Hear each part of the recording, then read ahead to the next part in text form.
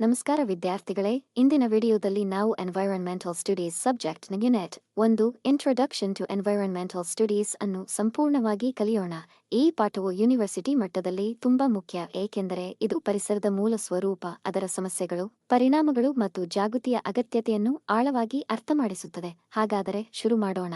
1. ಪರಿಸರ ಅಧ್ಯಯನದ ಅರ್ಥ. Meaning of environmental studies. ಪರಿಸರ ಅಧ್ಯಯನ ಅಂದರೆ ಮನುಷ್ಯ ಮತ್ತು ಪರಿಸರದ ನಡುವಿನ ಸಂಬಂಧ, ಪರಿಣಾಮ ಮತ್ತು ಜವಾಬ್ದಾರಿಗಳನ್ನು ಅಧ್ಯಯನ ಮಾಡುವ ವಿದ್ಯಾಶಾಖೆ. ಇದು ಪ್ರಕೃತಿಯ ಬಗ್ಗೆ ಸರ್ಫೇಸ್ ಲೆವೆಲ್ ಮಾಹಿತಿ ಮಾತ್ರ ಅಲ್ಲ.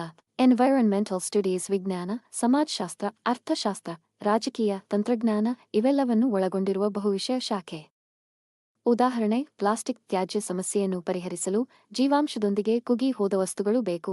ವಿಜ್ಞಾನ: ಪ್ಲಾಸ್ಟಿಕ್ ಬಳಕೆಯನ್ನು ಕಡಿಮೆ ಮಾಡಲು ಸಮಾಜಶಾಸ್ತ್ರೀಯ ಜಾಗೃತಿ ಬೇಕು. ಪ್ಲಾಸ್ಟಿಕ್ ಮೇಲೆ ನಿಯಂತ್ರಣಕ್ಕೆ ಪರಿಸರ ಕಾನೂನುಗಳು ಅಗತ್ಯ. ಇವೆಲ್ಲ ಸೇರಿ ಪರಿಸರ ಅಧ್ಯಯನವನ್ನು ಸಂಪೂರ್ಣಗೊಳಿಸುತ್ತವೆ. 2. ಪರಿಸರ ಅಂದರೆ ಏನು? ಪರಿಸರ ಎಂದರೆ ನಾವು ಬದುಕಲು ಅಗತ್ಯವಿರುವ ಎಲ್ಲ ಜೀವಿ, ಅಜೀವಿ ಮತ್ತು ಮಾನವ ನಿರ್ಮಿತ ಅಂಶಗಳ ಒಟ್ಟುಗೂಡಿದ ವ್ಯವಸ್ಥೆ.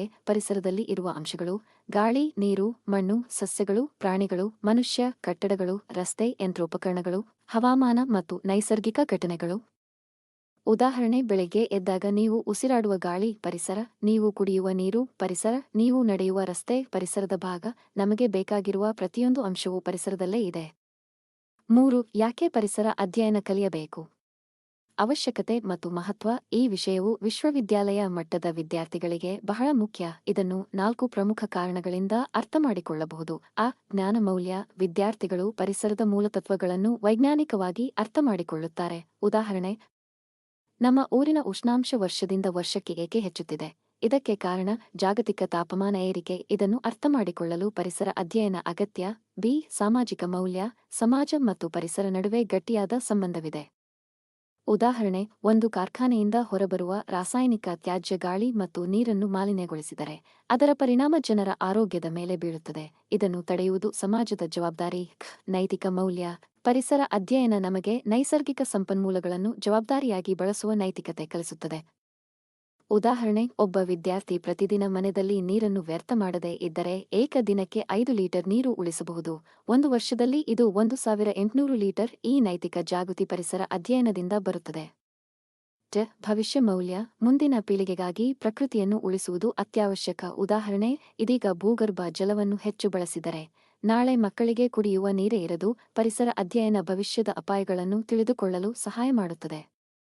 4. ಪರಿಸರ ಅಧ್ಯಯನದ ಪ್ರಮುಖ ಗುರಿಗಳು. ಪರಿಸರದ ಮೂಲ ಘಟಕಗಳನ್ನು ಅರ್ಥಮಾಡಿಕೊಳ್ಳುವುದು, ಪ್ರಕೃತಿ ಸಂಪನ್ಮೂಲಗಳ ಸರಿಯಾದ ಬಳಕೆಯನ್ನು ಕಲಿಸುವುದು, ಮಾಲಿನ್ಯದ ಮೂಲ ಮತ್ತು ಪರಿಣಾಮಗಳನ್ನು ಗುರುತಿಸುವುದು, ಜಾಗೃತಿ ಮತ್ತು ಜವಾಬ್ದಾರಿಯನ್ನು ಬೆಳೆಸುವುದು, ಸುಸ್ಥಿರ ಅಭಿವೃದ್ಧಿಯ ಅಗತ್ಯತೆಯನ್ನು ಸ್ಪಷ್ಟಪಡಿಸುವುದು, ವಿದ್ಯಾರ್ಥಿಗಳನ್ನು ಪರಿಸರ ಸಂರಕ್ಷಣೆಯತ್ತ ಪ್ರೇರೇಪಿಸುವುದು.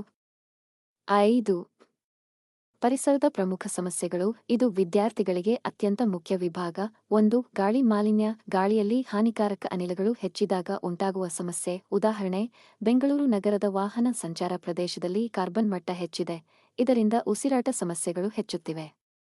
2. ನೀರು ಮಾಲಿನ್ಯ. ಕೈಗಾರಿಕಾ ತ್ಯಾಜ್ಯ, ಪ್ಲಾಸ್ಟಿಕ್, ಗೃಹ ತ್ಯಾಜ್ಯ ಇವು ನೀರನ್ನು ಅಶುದ್ಧಗೊಳಿಸುತ್ತವೆ. ಉದಾಹರಣೆ: ನಮ್ಮ ರಾಜ್ಯದಲ್ಲಿನ ಅನೇಕ ಸರೋವರಗಳು ನೊರೆಯಾಗಿ ಬದಲಾಗಿವೆ. ಇದು ರಾಸಾಯನಿಕ ತ್ಯಾಜ್ಯದ ಪರಿಣಾಮ. 3. ಮಣ್ಣು ಮಾಲಿನ್ಯ. ರಾಸಾಯನಿಕ ರಸಗೊಬ್ಬರ, ಪ್ಲಾಸ್ಟಿಕ್, ಕೈಗಾರಿಕಾ ತ್ಯಾಜ್ಯಗಳಿಂದ ಮಣ್ಣಿನ ಗುಣ ಹದಗೆಡುತ್ತದೆ. ಉದಾಹರಣೆ: ಹೆಚ್ಚಿನ ರಸಗೊಬ್ಬರ ಬಳಕೆಯಿಂದ ಮಣ್ಣಿನ ಜೀವಾಣುಗಳು ಸತ್ತುಹೋಗುತ್ತವೆ. ಇದರಿಂದ ಬೆಳೆ ಉತ್ಪಾದನೆ ಕಡಿಮೆಯಾಗುತ್ತದೆ. 4. ಶಬ್ದ ಮಾಲಿನ್ಯ. ಅತಿಯಾದ ಶಬ್ದ ಮಾನಸಿಕ ಆರೋಗ್ಯಕ್ಕೂ ಹಾನಿ ಮಾಡುತ್ತದೆ. ಉದಾಹರಣೆ: ಹಬ್ಬದ ಪಟಾಕಿ, ಘೋಷಕರು ಇವು ಪ್ರಾಣಿಗಳಿಗೂ ಹಾನಿ ಮಾಡುತ್ತವೆ. 5. ಜೈವ ವೈವಿಧ್ಯ ನಾಶ. ಸಸ್ಯ, ಪ್ರಾಣಿ ಜಾತಿಗಳು ನಾಶವಾಗುತ್ತಿರುವುದು ದೊಡ್ಡ ಎಚ್ಚರಿಕೆ. ಉದಾಹರಣೆ: ಹುಲಿ, ಗಿಡುಗ, ಕಾಳಿಂಗರ ಅನೇಕ ಜಾತಿಗಳು ನಾಶದ ಹಂತಕ್ಕೆ ಬಂದಿವೆ. 6. ಜನಸಂಖ್ಯೆ ಏರಿಕೆ. ಜನಸಂಖ್ಯೆ ಹೆಚ್ಚಿದಂತೆ ನೀರು, ಆಹಾರ, ಗಾಳಿ, ನಿವಾಸಗಳ ಮೇಲಿನ ಒತ್ತಡವೂ ಹೆಚ್ಚುತ್ತದೆ. ಉದಾಹರಣೆ: ಕಳೆದ 20 ವರ್ಷಗಳಲ್ಲಿ ಭಾರತದ ಜನಸಂಖ್ಯೆ ಸುಮಾರು 30 ಕೋಟಿಯಿಂದ ಹೆಚ್ಚಿದೆ. 7. ಜಲವಾಯು ಬದಲಾವಣೆ. ಜಾಗತಿಕ ತಾಪಮಾನ ಏರಿಕೆ, ಅಸಾಮಾನ್ಯ ಮಳೆ, ಬರ ಇವೆಲ್ಲವೂ ಜಲವಾಯು ಬದಲಾವಣೆಯ ಪರಿಣಾಮ. ಉದಾಹರಣೆ: ಒಂದೇ ರಾಜ್ಯದಲ್ಲಿ ಒಂದೇ ಕಡೆ ಭಾರೀ ಮಳೆ, ಮತ್ತೊಂದು ಕಡೆ ಬರ. ಇದು ಜಲವಾಯು ಅಸಮತೋಲನ. 6. ಪರಿಸರ ಕಾನೂನುಗಳು ಮತ್ತು ನೀತಿಗಳು. ಪರೀಕ್ಷೆಗೆ ತುಂಬಾ ಮುಖ್ಯ. ಭಾರತದಲ್ಲಿ ಪರಿಸರ ರಕ್ಷಣೆಗೆ ರೂಪಿಸಲಾದ ಪ್ರಮುಖ ಕಾನೂನುಗಳು.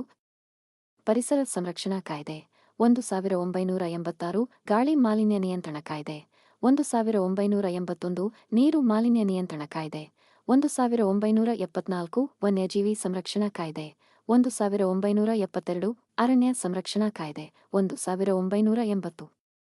ಉದಾಹರಣೆ: ಒಂದು ಕಂಪನಿ ನದಿಗೆ ರಾಸಾಯನಿಕ ತ್ಯಾಜ್ಯ ಸುರಿಸಿದರೆ ಪರಿಸರ ಸಂರಕ್ಷಣಾ ಕಾಯ್ದೆಯ ಪ್ರಕಾರ ಕಠಿಣ ಶಿಕ್ಷೆ ವಿಧಿಸಬಹುದು. 7. ನಮ್ಮ ಪಾತ್ರ: ವಿದ್ಯಾರ್ಥಿಗಳಾಗಿ ಪರಿಸರ ಸಂರಕ್ಷಣೆಗೆ ಮಾಡಬಹುದಾದ ಸರಳ ಕೆಲಸಗಳು: ನೀರು ವ್ಯರ್ಥ ಮಾಡಬೇಡಿ, ಪ್ಲಾಸ್ಟಿಕ್ ಬಳಕೆ ಕಡಿಮೆ ಮಾಡಿ, ತ್ಯಾಜ್ಯ ವಿಂಗಡಣೆ ಮಾಡಿ, ಮನೆ, ಕಾಲೇಜಿನಲ್ಲಿ ವಿದ್ಯುತ್ ಉಳಿಸಿ. ಒಂದು ಮರ ನೆಡಿ, ಸಾರ್ವಜನಿಕ ಸ್ಥಳಗಳಲ್ಲಿ ಕಸ ಎಸೆಯಬೇಡಿ, ಪರಿಸರ ಜಾಗೃತಿ ಹಂಚಿಕೊಳ್ಳಿ.